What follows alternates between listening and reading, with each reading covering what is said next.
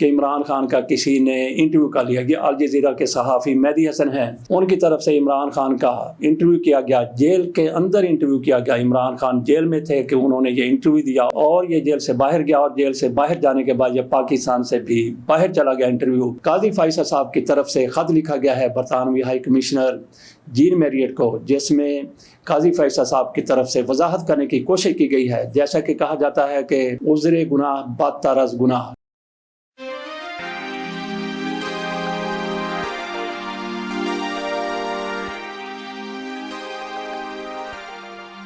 بسم اللہ الرحمن الرحیم۔ عمران خان جیل میں بیٹھا ہوا بھی مقتدر حلقوں کے لیے، حکمرانوں کے لیے اور بہت سے لوگوں کے لیے ایک مصیبت بنا ہوا ہے۔ کہا جاتا تھا کہ عمران خان کو جو لوگ ملنے جاتے ہیں ان کے ہاتھ میں پینسل ہو وہ بھی رکھوا لی جاتی ہے، موبائل کا تو اندر جانے کا سوال ہی پیدا نہیں ہوتا، اور کچھ بھی چیز عمران خان تک نہیں پہنچ سکتی جب تک سیکورٹی ادارے اور جیل کے حکام اس کو اچھے طریقے سے چھان بین اس کی نہ کر لیں، اس کو دیکھ نہ لیں۔ لیکن پہلے عمران خان کی طرف سے کچھ کالم لکھے گئے جو دوسرے اخبارات میں شائع ہو گئے، دوسرے ممالک کے اخبارات میں، تو اس پر بھی بڑی لے دے ہوئی کہ ایسے کیسے ممکن ہے کہ عمران خان جیل کے اندر ہوں اور وہ کالم لکھیں اور باہر کی دنیا میں پاکستان سے باہر چھپ بھی جائیں۔ اس پر بڑی پریشانی تھی۔ جیل حکام کہتے تھے کہ ایسا تو ہو ہی نہیں سکتا کہ اندر سے کوئی چیز باہر چلی جائے اور باہر سے بغیر اجازت کے کوئی چیز اندر چلی جائے۔ بہرحال حکومت کے لیے پریشانی رہی، جیل حکام کے لیے بھی پریشانی، اور جیل حکام کی تو دم پر اس کے بعد زیادہ ہی پاؤں رکھ دیا گیا کہ آخر کار تم لوگ کر کیا رہے ہو۔ اب اس سے بھی بڑھ کر ایک نیا سٹنٹ سامنے آیا ہے کہ عمران خان کا کسی نے انٹرویو کر لیا گیا۔ الجزیرہ کے صحافی مہدی حسن ہیں، ان کی طرف سے عمران خان کا انٹرویو کیا گیا، جیل کے اندر انٹرویو کیا گیا۔ عمران خان جیل میں تھے کہ انہوں نے یہ انٹرویو دیا اور یہ جیل سے باہر گیا، اور جیل سے باہر جانے کے بعد یہ پاکستان سے بھی باہر چلا گیا انٹرویو۔ اس پر حکام مزید زیادہ پریشان ہے کہ یہ کیسے ہو گیا کہ عمران خان کا جیل کے اندر کوئی صحافی انٹرویو کر لے اور وہ پھر پبلش بھی ہو جائے، پوری دنیا سن بھی لے، دیکھ بھی لے۔ سننے کے معاملے کی بات کی جائے تو ایسا نہیں ہے کہ عمران خان نے جو کچھ کہا وہ پوری دنیا نے سنا، بلکہ ہوا یہ کہ اس صحافی کی طرف سے عمران خان تک اپنے سوالات پہنچائے گئے۔ اگر براہ راست انٹرویو ہو تو پھر تو ایک سوال کے جواب میں مزید سوالات کیے جاتے ہیں، لیکن چونکہ انہوں نے سوالات لکھ کے بھجوا دیے تھے، کیسے جیل کے اندر گئے، جیل حکام سے پوچھا جائے کیا بیرسٹر گوہر یا کوئی دوسرے جو ملنے کے لیے جاتے، علی امین گنڈا پور، کیا اپنے ساتھ وہ سارا کچھ لکھا ہوا لے گئے تھے، ان کی تو تلاشی لی جاتی ہے، تو کیسے ممکن ہے کہ عمران خان تک وہ سوالات پہنچ گئے؟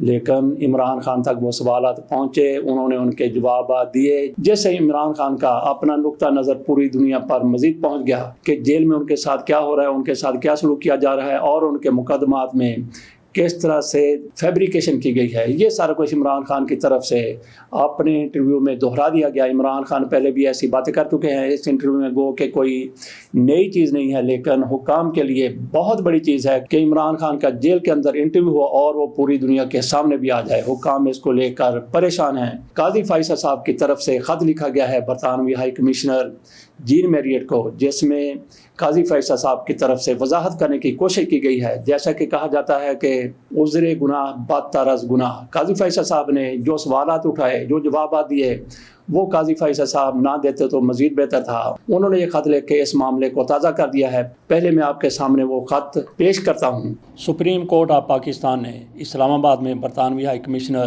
جین میریٹ کے نام خط میں کہا کہ عدالت عظمیٰ نے غلطیوں کا ازالہ کیا ہے اور برطانیہ بھی اپنی غلطیوں کا ازالہ کرے۔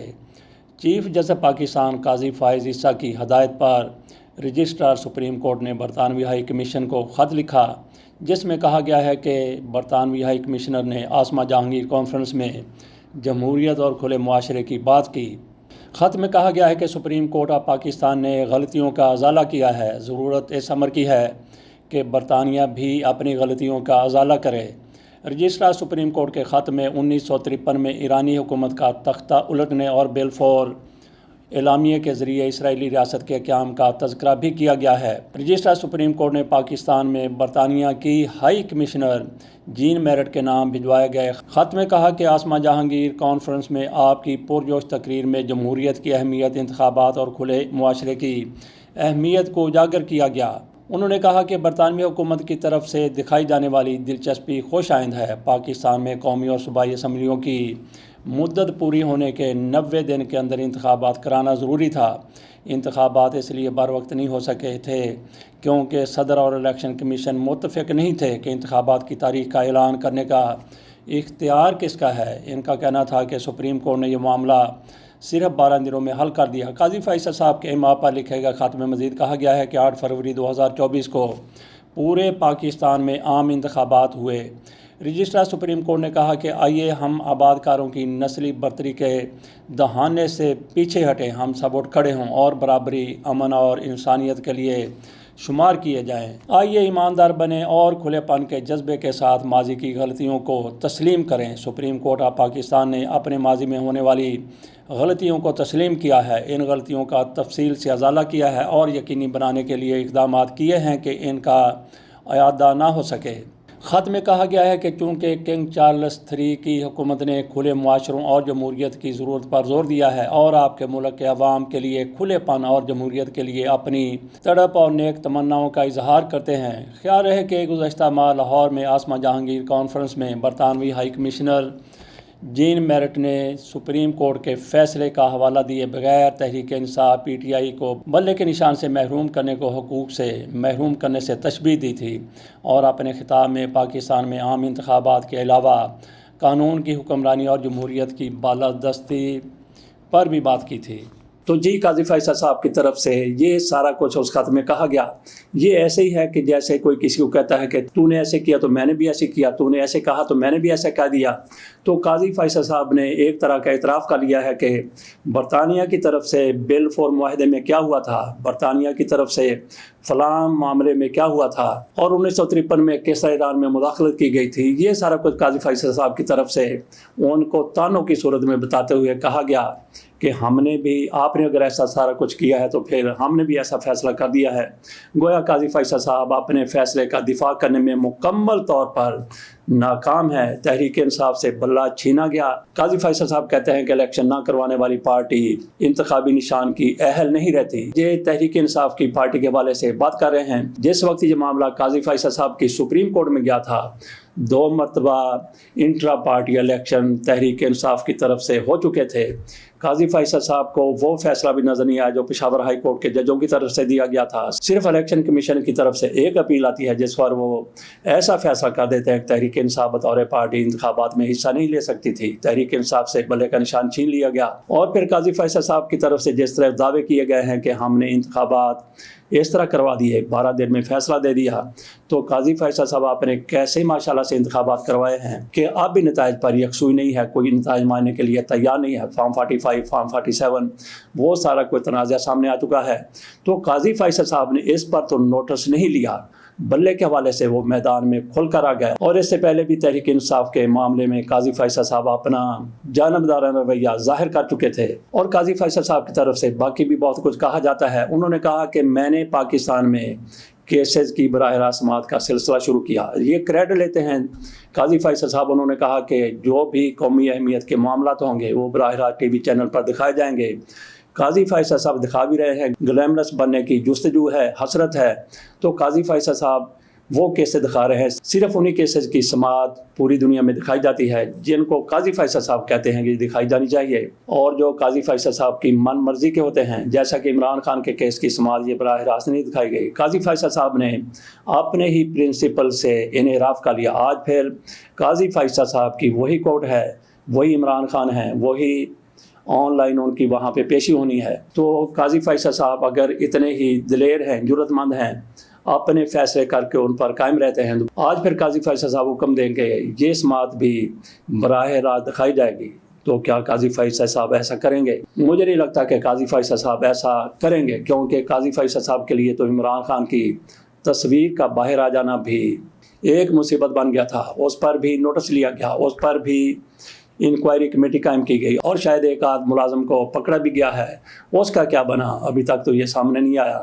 تو ایسے بندے کو قاضی فیصل صاحب معاف کر دیں گے یا پھر پھانسی کے پھندے پر لٹکا دیں گے؟ ادھر میاں نواز شریف اور میاں شہباز شریف صاحب نے ایک اجلاس کی صدارت کی ہے، مشترکہ طور پر یہ صدارت کی گئی ہے۔ شہباز شریف بھی صدر نشین تھے اور میاں نواز شریف صاحب بھی صدارت کی کرسی پر بیٹھے ہوئے تھے۔ صدارت کے لیے 2 کرسیاں لگائی گئی تھیں، باقی سارے درباری سامنے بیٹھے ہوئے تھے۔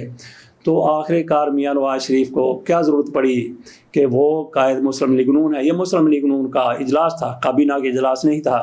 مسلم لیگ نون پارٹی کا اجلاس تھا. میاں نواز شریف صاحب اس کے صدر بن چکے ہیں، تو وہ صدارت کرتے، باقی سارے سامنے بیٹھتے، جدھر بھی جس نے بیٹھنا تھا وہاں بیٹھتے. تو میاں نواز شریف کو کیا شہباز شریف پر بد اعتمادی ہے یا بے اعتباری ہے کہ ان کو بھی ساتھ والی کرسی پر بٹھا لیا، یا لوگوں نے کیا کہنا تھا کہ دیکھیں کل تک جو صدارت میاں شہباز شریف کرتے تھے آج نواز شریف کر رہے ہیں، اور شہباز شریف کو کھڈے لائن لگا دیا گیا ہے. تو اس وجہ سے میاں نواز شریف نے اپنے ساتھ شہباز شریف کو بٹھا لیا. کوئی فرق نہیں پڑنا تھا اگر میاں نواز شریف اکیلے صدارت کرتے، کیونکہ ان کی لیڈرشپ کو سارے لوگ مانتے ہیں، شہباز شریف مانتے ہیں، باقی سارے، کسی ایک کی طرف سے بھی کوئی گلا شکوہ نہیں آنا تھا. لیکن میاں نواز شریف کی طرف سے شہباز کو اپنے ساتھ بٹھایا گیا. بات اعتمادی ہے، بے اعتباری ہے، یا کیا ہے؟ یا پھر میاں نواز شریف کو وہ دور یاد آ گیا جب وہ وزیر اعظم تھے 2017 سے پہلے تک، اور آرمی چیف تھے جنرل رحیل شریف. میاں نواز شریف اور جنرل رحیل شریف اجلاسوں کی صدارت کیا کرتے تھے، تو ایک دوسرے کے برابر بیٹھ کے صدارت کیا کرتے تھے. جس بھی اجلاس میں جنرل رحیل شریف کی شرکت ہونا ہوتی تھی، اس اجلاس کی میاں نواز شریف صاحب اپنے ساتھ کرسی لگواتے تھے. ایک کرسی پہ خود بیٹھتے، دوسری کرسی پر جنرل رحیل شریف بیٹھتے. جنرل رحیل شریف ریٹائر ہو جاتے ہیں، اس کے بعد جنرل قمر جاوید باجوہ نئے آرمی چیف بنتے ہیں. تو میاں نواز شریف ان کے لیے کرسی اپنے ساتھ ایسے اجلاسوں کی نہیں لگاتے. تو یہیں سے جنرل قمر جاوید باجوہ کے دل میں گرا بند جاتی ہے کہ پہلے آرمی چیف کے لیے اتنا زیادہ پروٹوکول، اتنے زیادہ عزت، رسپیکٹ اور احترام، لیکن میرے لیے کیوں نہیں؟ لگتا تو یہی ہے کہ جنرل باجوہ کو میاں نواز شریف سے ایک غصہ تو یہ بھی تھا کہ مجھے اپنے برابر والی کرسی پر جنرل رحیل شریف کی طرح کیوں نہیں بٹھاتے. تو آج میاں نواز شریف نے شاید اس سے سبق سیکھا یا کیا ہے. حالانکہ شہباز شریف میں اتنی جرأت اور طاقت نہیں ہے کہ ان کا کچھ بگاڑ سکیں، لیکن میاں نواز شریف نے اپنے ساتھ ان کی کرسی لگوا لی. اس اجلاس کی دونوں نے صدارت کی. اجلاس کے دوران کہا گیا کہ بجٹ میں عوام کو ریلیف دیا جائے. یہ میاں نواز شریف کہہ رہے ہیں، کس کو کہہ رہے ہیں؟ شہباز شریف کو کہہ رہے ہیں کہ بجٹ میں ریلیف دیا جائے. بہرحال ہمارا یہاں پہ نقطہ نظر یہی تھا کہ میاں نواز شریف کس طرح سے مشترکہ صدارت کے لیے بیٹھ جاتے ہیں شہباز شریف کو ساتھ بٹھا کے. حالانکہ شہباز شریف کی طرف سے شاید ایسا کوئی گیلا شکوہ نہ کیا جائے، لیکن میاں نواز شریف کے شاید اندر کا خوف ہے کہ شہباز شریف کو اگر پورا احترام اور عزت نہ دی تو ہو سکتا ہے کہ یہ پھر اس کیمپ میں چلا جائے جس میں شہباز شریف پہلے ہی موجود ہیں. لیکن کچھ نہ کچھ فیصلے وہ میاں نواز شریف کی آشیرواد سے ان کے احکامات پر بھی کرتے ہیں، لیکن سارے کے سارے فیصلے نہیں. اگر سارے کے سارے فیصلے میاں نواز شریف کے کہنے پر کرنے ہوتے تو آج اسحاق ڈار وزیر خزانہ ہوتے اور محسن نقوی کے بجائے کوئی اور وزیر داخلہ ہوتا. تو اس کے ساتھ ناظرین اجازت دیجیے اور دیکھیے کہ قاضی فیصل صاحب آج کے اس کی براہ راست سماعت دکھاتے ہیں یا نہیں دکھاتے. اللہ حافظ.